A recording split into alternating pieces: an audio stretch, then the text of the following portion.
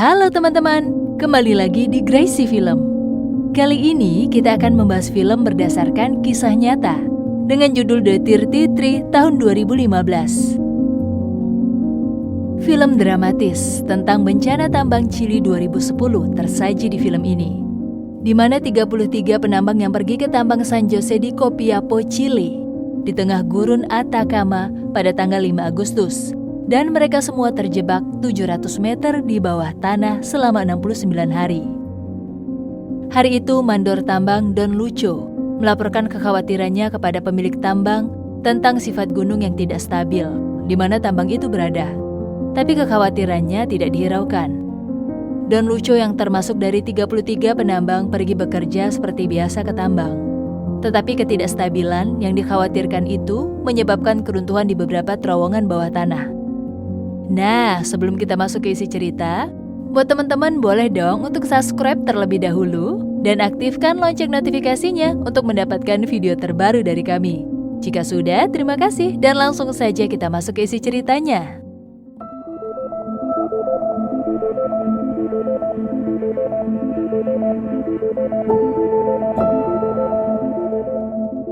Pada tanggal 5 Agustus 2010, para penambang tiba di padang pasir Atacama, Chili, dengan bus yang mengangkut mereka.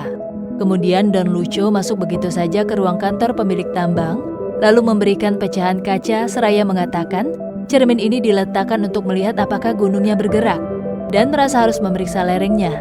Tapi pemilik itu bersikeras, tambang tersebut akan dapat bertahan 26 tahun lagi.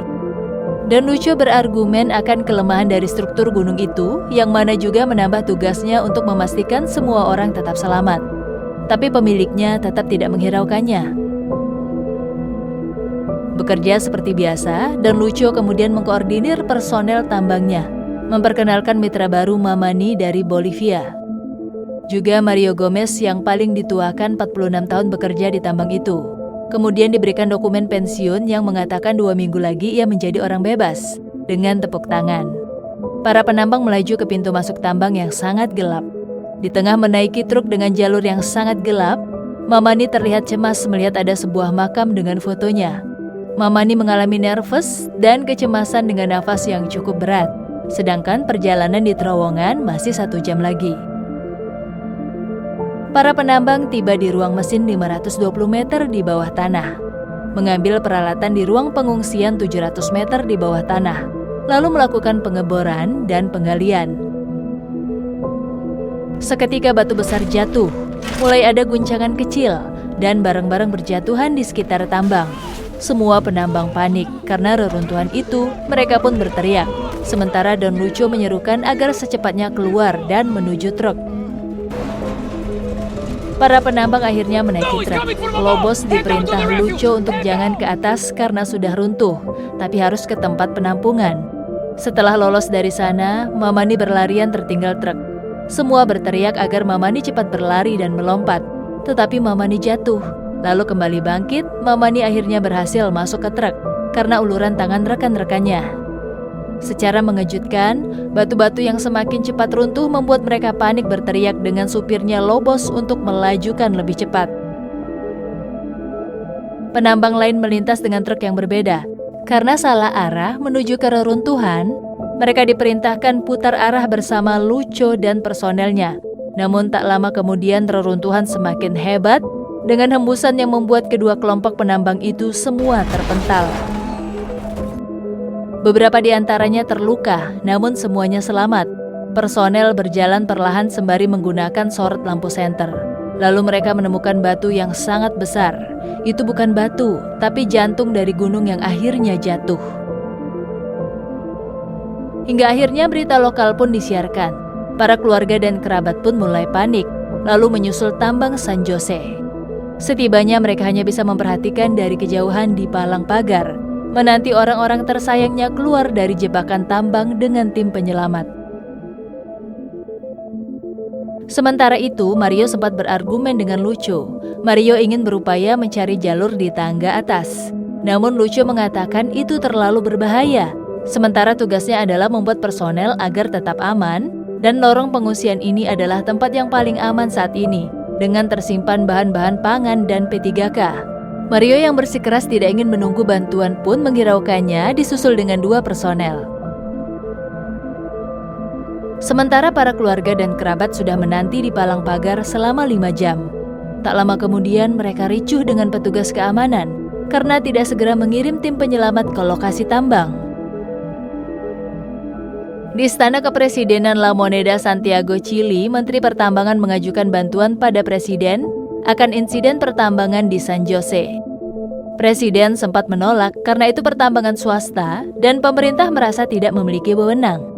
Namun jika tidak ada yang menolongnya, maka akan berdampak buruk pada industri dan citra negara Chili.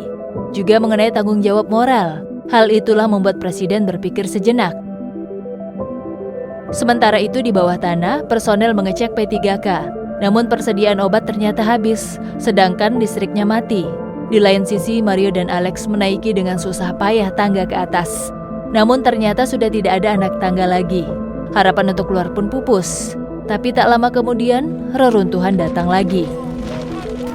Hari kedua, Menteri Pertambangan datang ke lokasi tambang dengan disambut huru-hara para keluarga dan kerabat yang masih menunggu. Lalu Menteri Pertambangan menghadap pada Tuan Castillo selaku pemilik. Tuan Castillo berupaya mengirim 2 tim penyelamat, yang mana mereka hampir mati. Selama 25 tahun bekerja di pertambangan itu, 5 kali kejadian longsor.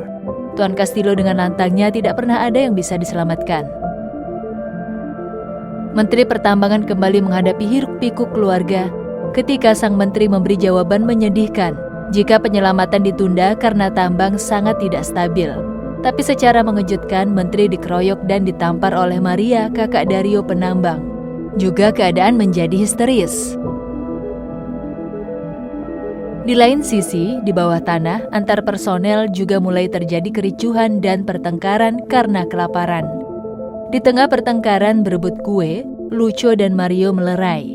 Mario dengan lantang mengatakan jika persediaan pangan harus benar-benar berhemat sampai bantuan penyelamat datang.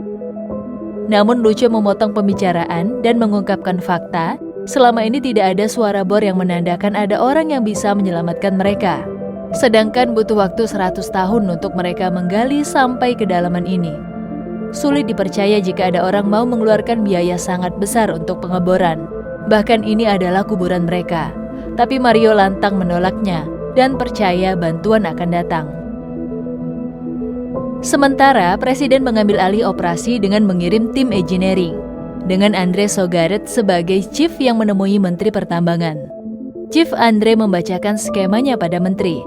Ada pekerja tambang 700 meter di bawah tanah, sebuah batu diorit yang sangat besar, dengan bobot 700.000, bahkan bisa lebih dari 2 kalinya, dengan ukuran 2 kali Empire Building. Waktu yang diperlukan timnya adalah 8 hari. Juga butuh banyak bor. Hari ketiga, Mario dan Lucio membagikan susu untuk 33 personel. Tentunya jumlah yang sangat sedikit, karena demi menghemat pasokan. Namun tanpa disadari mereka masih bisa bersenda gurau akan personel baru Mamani dari Bolivia. Menteri Pertambangan dan pasukan engineering kembali datang ke lokasi. Disambut meriah oleh keluarga dan kerabat yang sudah menunggu-nunggu. Hingga mereka dan para kerabat mendirikan tenda. Hari keempat, pasukan engineering memulai misinya. Namun ada masalah jika untuk seukuran diorit kecil saja, sangatlah keras untuk dihancurkan. Sehingga harapannya kecil, kecuali jika mengebor di arah lain.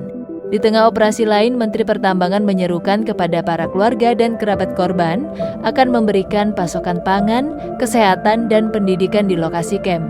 Para kerabat mulai tenang. Kehidupan antar keluarga korban berjalan sebagaimana mestinya, layaknya kehidupan bertetangga di sebuah camp. Hari ke-14, di bawah tanah sana para penambang kembali berbagi minum dan kue, tentunya kadarnya yang sangat sedikit. Mereka membayangkan akan istri dan ibu mereka yang memberi hidangan kenyang dan lezat, juga memeluknya dengan cinta. Bangun dari kenyataan, mereka masih sempat bercanda dan tertawa.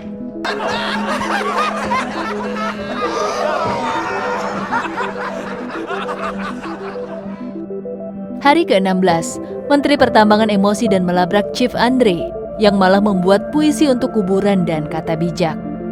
Chief Andre mengatakan agar menteri tidak lagi memberi harapan palsu lagi pada keluarga korban. Setelah segala upaya operasi yang dilakukan, sudah hari ke-16, harapannya sudah sangat kecil. Dan itu adalah kuburan bagi mereka. Namun, dengan lantang Menteri mengatakan, ada banyak keluarga yang menunggu di camp dengan harapan dan mengandalkan penuh dirinya atas 33 orang, sedangkan manusia masih bisa bertahan hidup hingga 40 hari.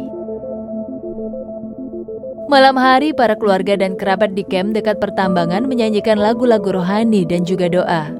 Menteri yang ada di tengah acara itu diberikan sandwich oleh Maria, kakak perempuan dari Rio yang pernah menamparnya. Maria lalu mengatakan pada Menteri selama ini ia tidak belajar dari kesalahan dan meminta Menteri untuk beristirahat.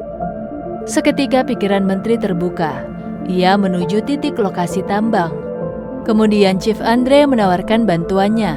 Menteri membuat denah dan arah bor di pasir. Melalui instingnya belajar dari kesalahan. Batu yang sangat keras akan membimbing mereka. Chief Andre mulai menyadarinya. Ia menggunakan ukuran deviasi untuk upaya terakhir, agar mengerti arah batu yang besar. Hari ke-17, di bawah tanah para penambang sudah mulai lemah dan lunglai. Mereka istirahat dalam jebakan tanah yang dalam itu. Ketika akan memejamkan mata, lumpur menetes tepat di wajah. Terdengar bunyi keras, tiba-tiba bor menembus. Salah satu berteriak, ada bor. Mereka semua terbangun. Mereka bersorak dan berteriak menggerak-gerakan bor. Lalu personel meletakkan surat. Di lain sisi, Menteri dan Chief Andre yang di atasnya seperti mendengar masih ada yang hidup. Menggunakan stetoskop lebih jelas dan yakin lagi bahwa ternyata para penambang masih hidup. Kemudian bor diangkat. Menteri dan Chief Andre menemukan surat. Kabar gembira mulai berhembus. Presiden yang ada di lokasi camp bersama keluarga korban mengumumkan isi surat itu dengan tulisan bahwa kami berjumlah 33 masih dalam kondisi selamat. Semua keluarga yang menanti-nanti itu sontak bersorak gembira dan bertepuk tangan. Tapi informasi mengatakan jika ada 3 platform khusus dalam pengeboran. Di antaranya pengebor Australia pada rencana A langsung ke tempat penampungan darurat yang berada 100 meter di bawah permukaan. Rencana B dengan bor T-130 yang dioperasikan insinyur Amerika Jeff Hart menggunakan instrumen tumpul tapi bisa menembus tanah dengan sangat cepat.